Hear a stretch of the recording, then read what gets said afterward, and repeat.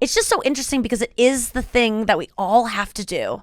And I am struck at these moments like where sometimes like I remember I have to die. Like you really go like, oh fuck. Do that someday. Like it's like you have to remember, like you have to get my passport renewed or something. Like, it's that same feeling of like, oh, I have to do it. There's no way I can't do that. I want to travel, and like, but it's this burden. But it's also, as someone who gets really depressed, like I find that I fantasize about like not existing because sometimes it's so hard to be alive and to feel so depressed and like feel like I can't go on. I have to go do this thing and I don't even want to do it and I feel ugly and then there's this kind of calmness where I'm like someday it will be over. So it's both. It's like both the fear and the wish for me, and I feel like that's why it's so comforting and scary for you. It can be, and I used to really feel so guilty about having suicidal thoughts, which I realize is a very natural thing. Not everyone gets them, but if you get them, it's nothing to be ashamed of. It doesn't mean you are going to do it. Yeah. And it's not something that you should be able to talk about it to people and not have them go,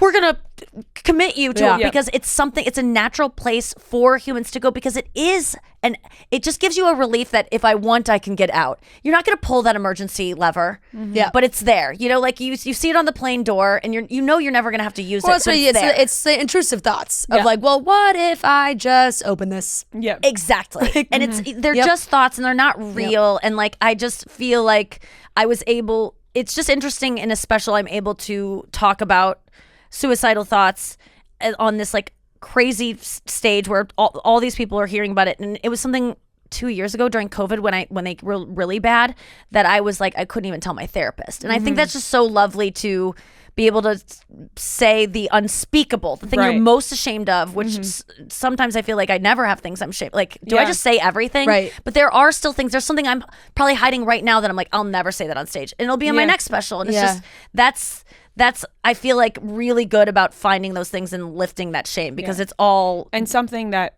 shame. So many people can relate to. So many. And that you don't know until you say it and you get hear people it talking. And you're like, yep. Mm-hmm. Yes. And the laughter back. Like laughter is, a lot of times sometimes it's like laughing at your experience, but most of the time it's like, oh, they feel it too. The laughing is because, oh, I have thought that. Yeah.